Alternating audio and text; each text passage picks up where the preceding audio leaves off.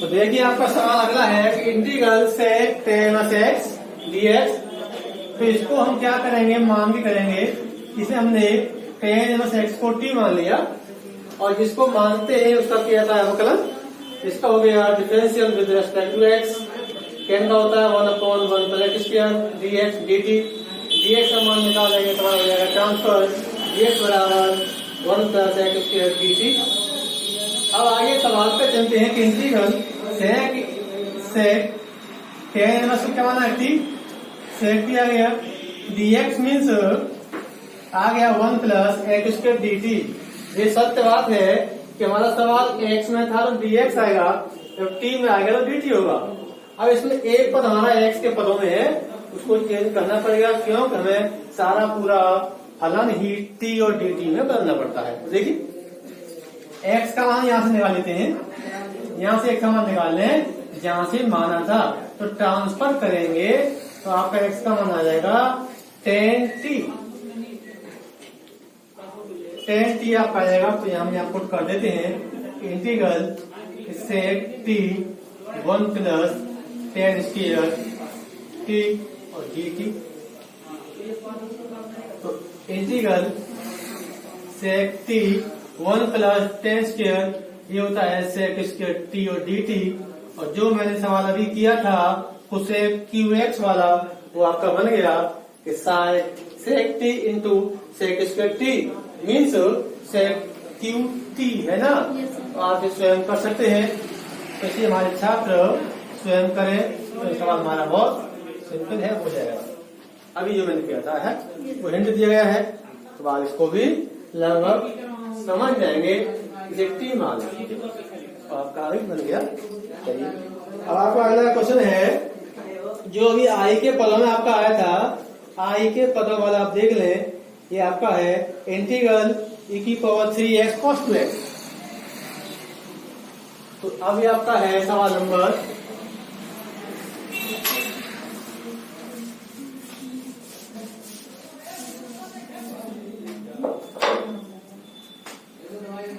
अब आपका क्वेश्चन है इंटीग्रल e की power 3x cos 2x dx। अब इन सवालों में हमको ये देखना पड़ेगा कि ये सवाल आपके 24 नंबर है और ex का तो इक्वल x होता है, cos का sin हो जाएगा, फिर sin का cos हो जाएगा, यानी ये आपकी रामायण कभी खत्म नहीं होगी। तो इसके लिए हम क्या करेंगे कि ऐसे सवालों को हमेशा आई मानते हैं कि जिन सवालों में e की पावर x और cos x sin x हो उनको हमेशा उनकी फलन खत्म नहीं होगी। तो फर्स्ट और सेकंड आपका हमेशा बनता रहेगा। तो ऐसे सवालों आई मान के करते हैं, आई मान लें, इसको हम आई मानेंगे। आई बराबर e की power 3x cos 2x dx पहला समीकरण मान सकते हैं। अब इसका हम करते हैं इंटीग्रल करते हैं फर्स्ट और सेकंड में। चलिए ये होता है फर्स्ट फंक्शन जो कि त्यों e की पावर 3x जो कि त्यों, दूसरे का integral cos 2x dx minus integral पहले का अवकलन e की पावर 3x, दूसरे का इंटीग्रल तो cos 2x dx और उस सबका होगा इंटीग्रल, यानी समाकलन का समाकलन कहते हैं। समझे, ज्यादा आपका हार्ड नहीं है। e की पावर 3x cos 2x का होता है sin 2x और करेंगे फलन के फल का 2 हो जाएगा, वो हमेशा कौन आता है। तो ये आपका हो गया sin 2x अपॉन 2 आपका हो जाएगा माइनस इंटीग्रल e की पावर x का होता है अवकलन e की पावर x e की पावर 3x इंटू हो जाएगा 3 cos का होता है sin 2x अपॉन 2 और dx। तो यहाँ पर हो गया 1/2 e की power 3x sin 2x minus 3/2 मैंने बाहर निकाल लिया इंटीग्रल e की पावर 3x और साइन 2x dx। ये तात्पर्य हुआ कि ये आपका फिर बन गया फर्स्ट और सेकंड, क्योंकि ये रामायण आपकी खत्म नहीं होगी, अब होगी इस बार इसका पुनः करेंगे इंटीग्रल, तो उसको फिर दोबारा देखिएगा। इतना हमारा क्लियर हो चुका है। तो 1/2 e⁻3x साइन 2x माइनस का 3/2। यहाँ ध्यान रखें, यहाँ बड़े ब्रैकेट का प्रयोग कर लें और 3/2 को बाहर निकाल लें। तो सवाल ये नहीं कि सूत्र लगाएं बार बार, डायरेक्टली आप कर सकते हैं। तो पहली फंक्शन जाओगे क्यों, दूसरे का इंटीग्रल डायरेक्ट करवाएं, माइनस का cos 2x अपॉन 2 हो जाएगा, माइनस इंटीग्रल पहले का अवकलन e⁻3x इंटू 3 ऐड कर रहा हूं मैं, sin 2x का cos 2x,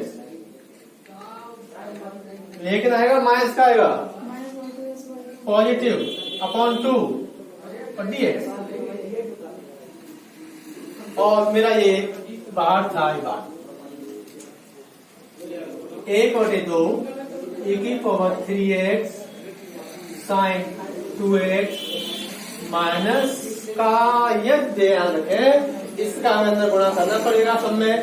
तो देखिए माइनस माइनस हो गया प्लस हो गया, और 3/4 e⁻3x cos 2x, और माइनस का होगा आपका ये 9/4 integral e⁻3x into cos 2x dx।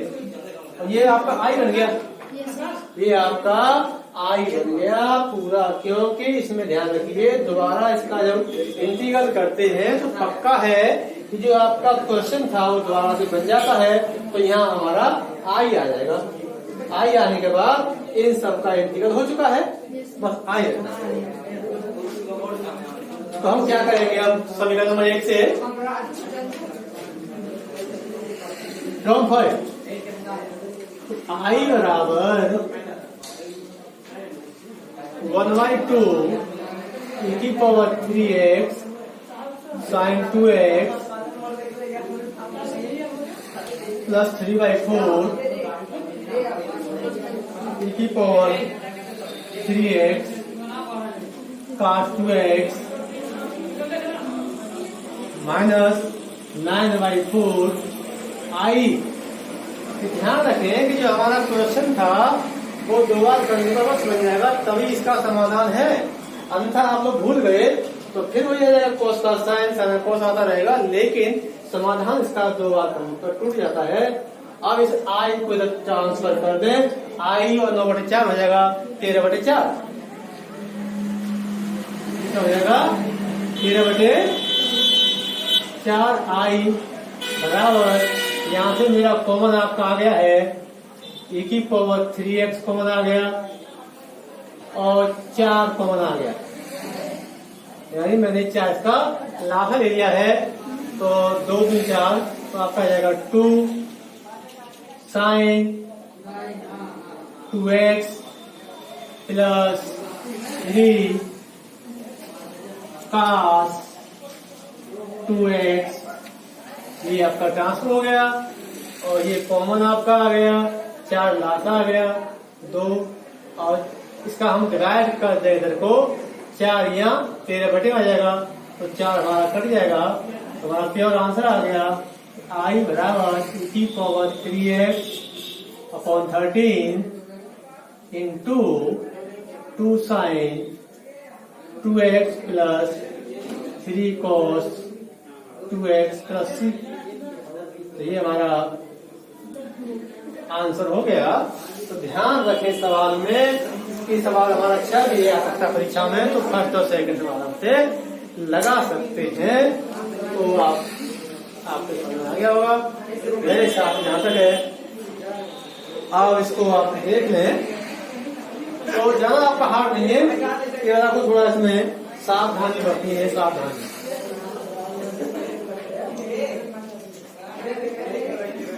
चलिए,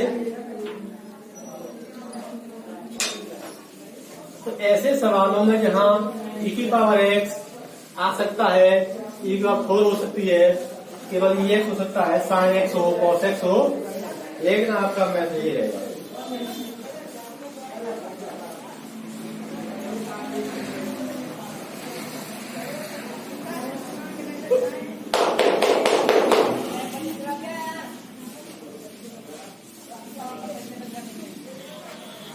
अब आपका क्वेश्चन नंबर है इसमें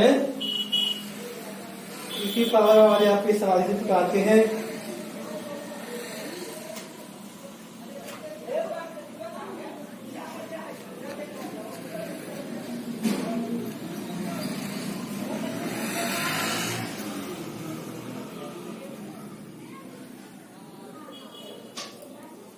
अब आपका सवाल नंबर है इसमें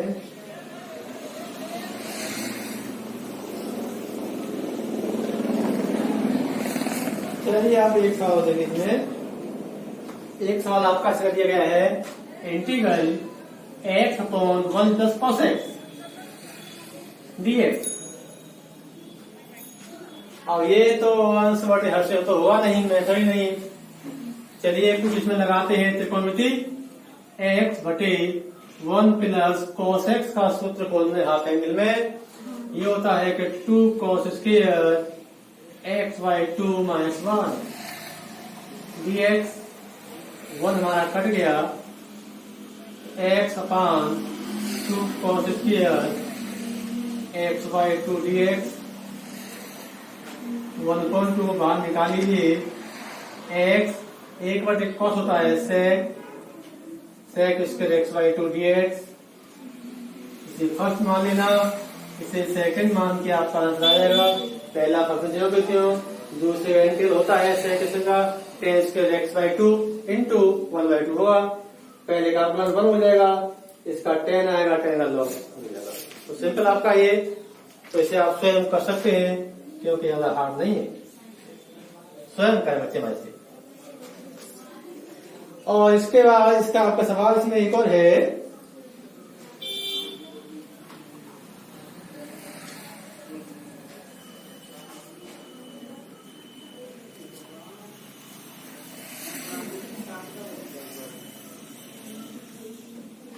e की power x cos square x।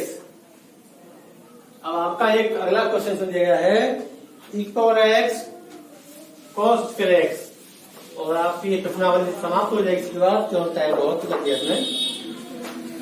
अगला आपका है e की power x cos square x dx।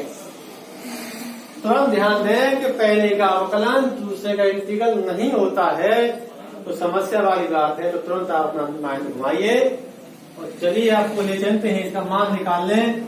क्योंकि हम जानते हैं कि cos 2x का सूत्र होता है कि 2 cos square x minus 1। Transfer करते हैं तो 1 प्लस cos 2x अपॉन 2 बराबर cos स्क्वायर x। तो जहां cos स्क्वायर x है वहां पे इतना आ जाएगा e की power x 1 plus cos 2x upon 2 dx। 1/2 आपका बाहर निकाल लिया, बराबर है कि इंटीग्रल इसका अंदर गुणा कर दें e की पावर x प्लस e की पावर x cos 2x और dx। अब इस दोनों में लगा देंगे हम इंटीग्रल का चिन्ह लगा देंगे।